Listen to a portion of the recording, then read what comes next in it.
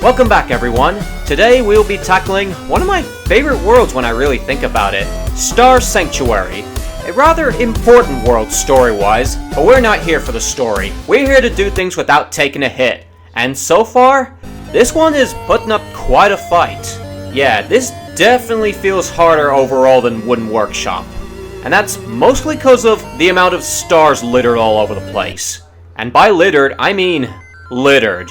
Okay, let me just get these red coins first, and then you'll see better. Oh yeah, speaking of red coins, there's some actually tricky ones in this world. Not only that, some of them have their own locations, which I'll clarify in a moment.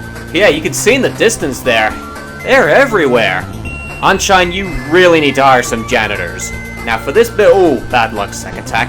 Yeah, just follow what I'm doing here, and you'll get through it every time. Yeah, the stuff in the first 2 minutes usually lines up pretty well for me. Anyway, I'm not going for the first star just yet. I'm going to get the red coins, because to the right is an area with 2 red coins and nothing else. You'll see it in a few moments. This spot here can be quite tricky to find for new players. But I'm pretty savvy with this game, so it was pretty easy for me coming back. Anyway, we're coming up on the first isolated red coin area, and it should not be taken lightly. Yeah, you can see it right there. Yeah, it's a bit of a maze there. However, there's a way to cheat it with mouse lock. Granted, it won't spare you from some of the rotating stars, but still, it'll cut down on time by quite a bit. And we're a bit lucky here. So yeah, that bit with the stars coming up that I mentioned, you kinda have to act fast. Alright, here we are, and go. Hit your head, jump as it approaches, and go again.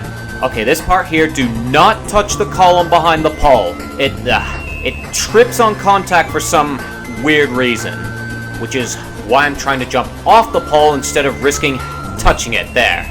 Okay, and the first cut, this one's only needed if this platform doesn't work, which is pretty much always the case. Do watch out though, it'll start moving again when you touch it.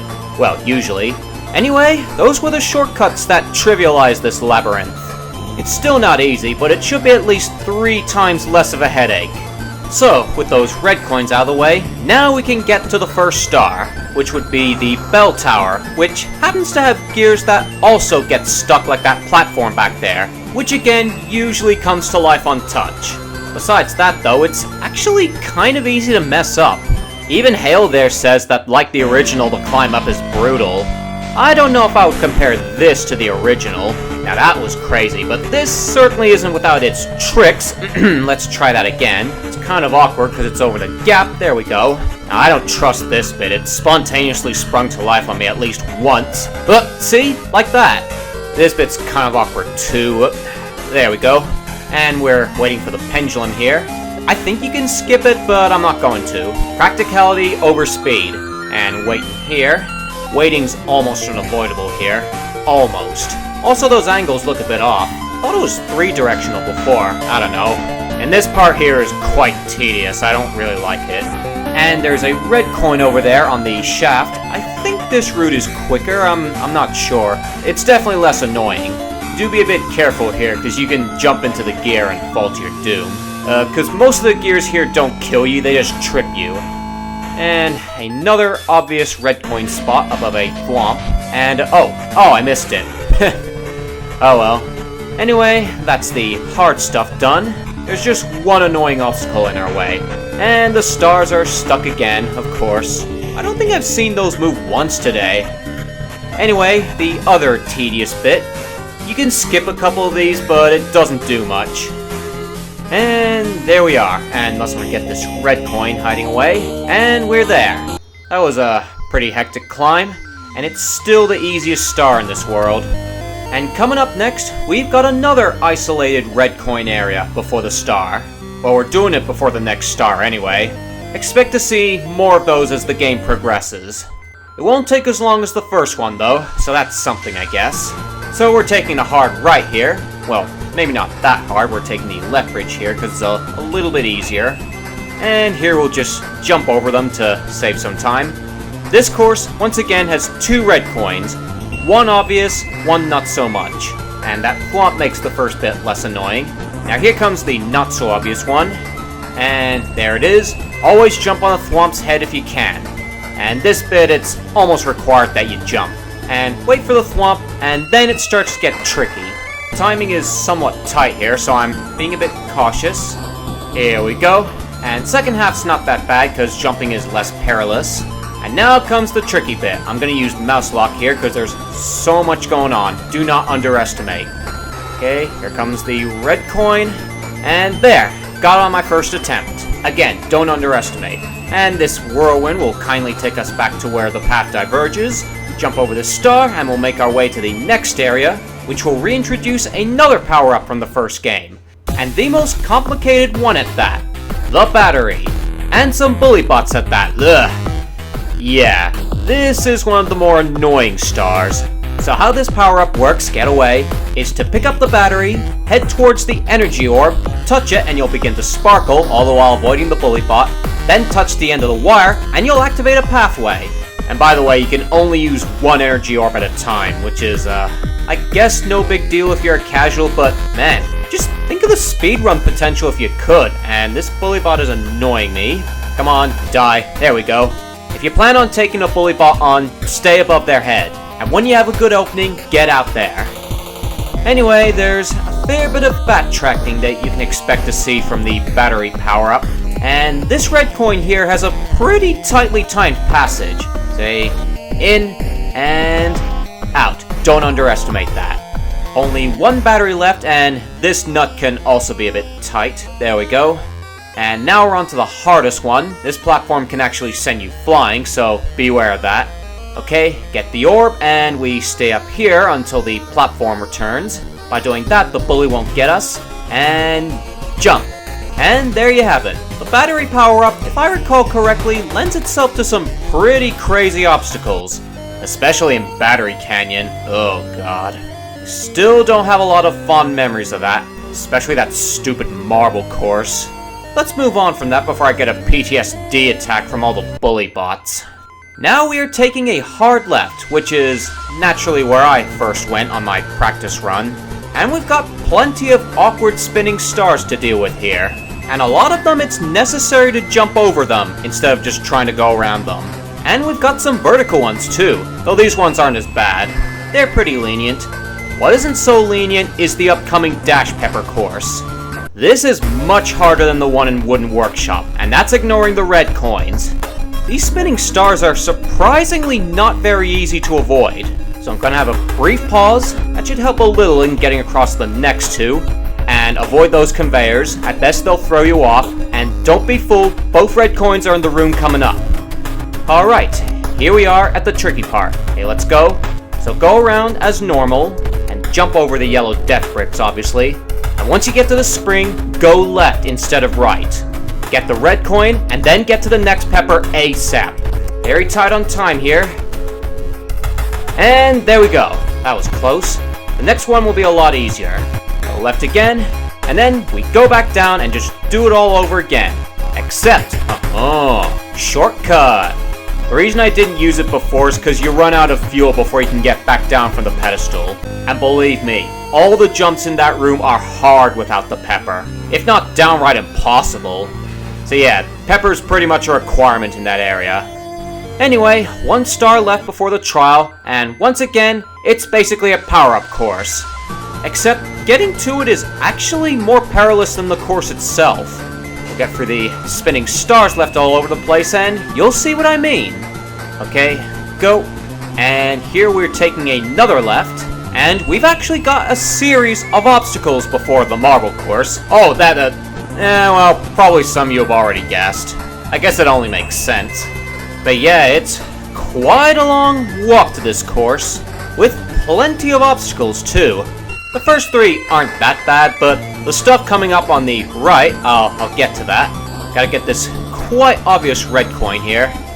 Yeah, even when I first played this, I knew there was a red coin here. I mean, why else would they just put a spinner there in an empty building? Anyway, that's it for the red coins, and coming up is where things get messy. You probably saw there was a bunch of stars over there. Yep, this is the hardest part, dare I say. Whoop. And you gotta go right first, cause to the left is the cannon. Okay, go. Timing it like so should give you the smoothest path that I know of. And Come on, hurry up. We are finally at the course. And compared to the one in Frosted Snowland, this one is a little bit trickier because, in general, it's a good bit tighter. As you can see here, this requires a little bit of timing. Yeah, I'm being really cautious here. Kind of in contrast to Snowball Course now that I think about it. Okay, this bit, nope.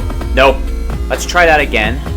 Go, and, okay, and there we go. That's the worst bit. Very little room to maneuver there. And this bit's easy, just go with the flow. Like so. Go with the flow like so. Now I just gotta go through these stars, and that's it. And get onto the clouds. Whoop, that was a bit sloppy. But yeah, this marble course is labeled as mission number 4 for this world, whereas for Snowball Course I only did that one last because of down the polar axis being the pain in the ass it was. That, and I was noticeably more confident with Snowball Course in general, mainly because I did so many times before the Switch. Same can't be said for this challenge course, but maybe I'll get lucky with this one, unlike the last one. Who knows? Yeah, Unshine, I know, the fate of the world is in my hands, just give me your challenge course. There's enough exposition in your world as it is. Okay, first thing you gotta know about this challenge course, whoop, is that it's long. Really long. Here comes another. Whoop. It's divided into 6 segments, and none of them should be taken lightly. Even the easier ones. In fact, some of them you have to do correctly. Okay, go. Yeah, either because they're really tight or... Oh, crap, that was close. Yeah, either they're really tight or they're really awkward. If not both, even. Okay, just gonna let it carry me here. Okay, and wait for it, go!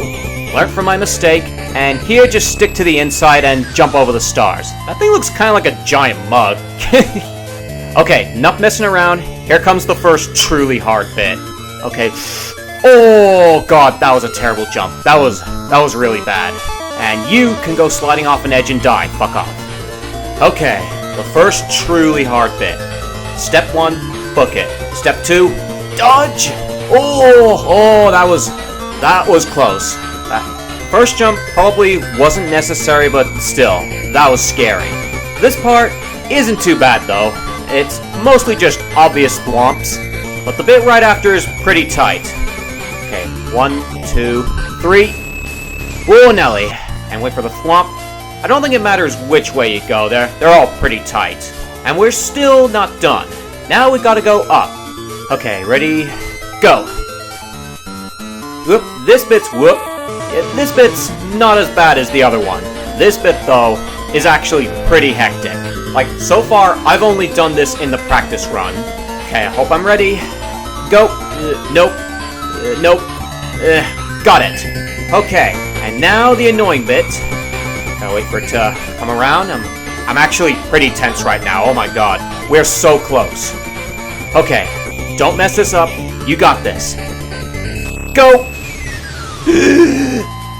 Oh my god! I got it! Oh, holy shit! Second time lucky! Oh my god! Why couldn't I get this lucky with Wooden Workshop? Oh, fuck you, Plock. Oh, my heart is beating so fast right now. I was not expecting to get through this so quickly. Oh my god. So, in that case, there's not gonna be much outtakes.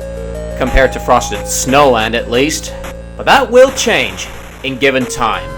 And there we go. Once you understand what to do there, you should be able to do it pretty consistently. Wait, what? What? What happened? Why'd I trip? What? And coming up is the fancy little shortcut. What? Again? What? Why am I tripping here? Okay.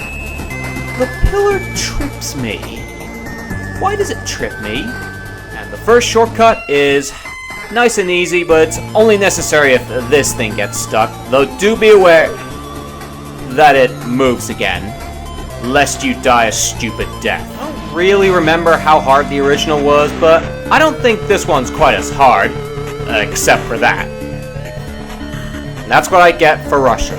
And go. There, just like that. Never trust that. The rest of it is oh. I really gotta stop being stupid. Yep, I think both the methods for getting this red coin are kind of awkward, but I think this one is easier. Except for that. Well, at least that makes more sense, but still. Wonder what else trips you in this world. Kind of bummed that you can't do that. Guess it won't make a huge difference. Be gone, bullybot. No. Okay. That happened. I am going to hate Battery Canyon. The spinning stars in this room are kinda tricky to avoid, not helped by the speed you're running. Okay, that's one down. Avoid the conveyors, and damn it. This bit really is tricky. Timing right.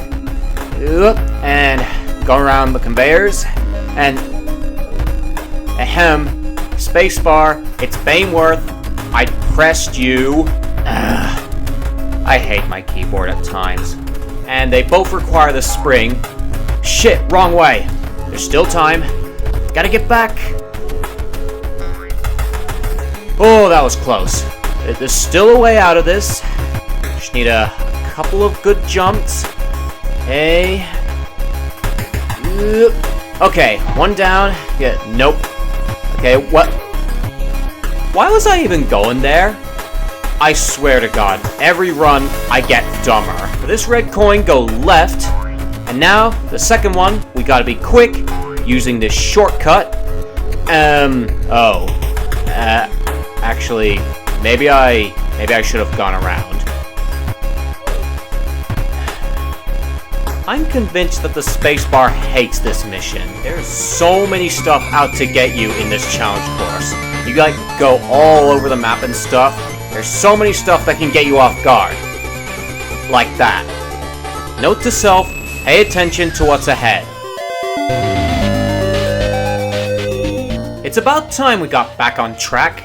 If we were to remove Compale from the equation, then I certainly found this harder than Frosted Snowland. The stars altogether gave me an equal amount of trouble, but they're all succeeded by a much harder challenge course. The Temple of Kings has some awkward obstacles that you're all but forced to rush. Robotic Ruins has the inconvenient bullybots that can end you if you're not careful. The Sky Watch Post is mostly hard because of the path leading to it, but it's still a marble course. The Tower of Time, though it's the easiest, still has a few parts on its own that can get you if you're not prepared. To the point where even though I can't rate it as high as the other stars, I can't bring myself to rate it the same as most of the stuff from Wooden Workshop either. So I'll give this star an extra half point. And this time around, red coins are actually pretty tricky. This is the first world where the red coins actually have dedicated courses, ones that aren't just a single obstacle, and neither of them here are safe. The 2.5D maze has the spinning stars in the gaps and that stupid tripping pillar. Granted, it's more of an annoyance once you know.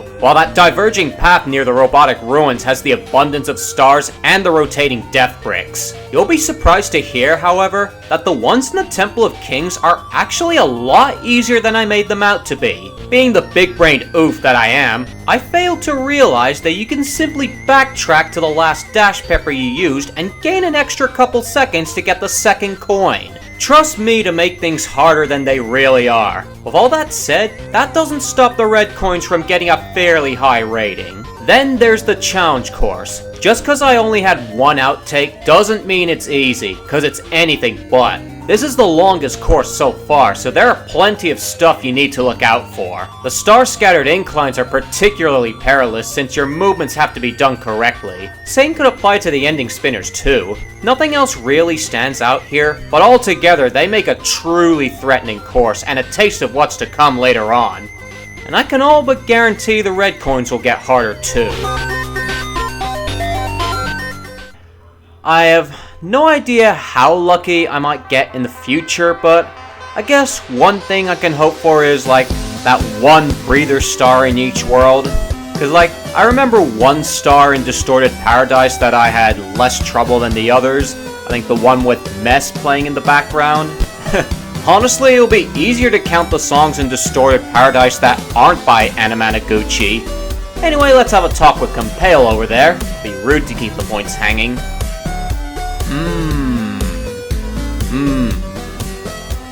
Patience, my worthy first adversary. Patience. Anyway, next episode we are off to Sandbrick Sandbox. One of the first worlds I played back in the in-dev version, and the one with the second boss battle. And I can almost guarantee that this one will be a nightmare. So I hope you're all looking forward to that, ladies and gentlemen. So until then, Baneworth out.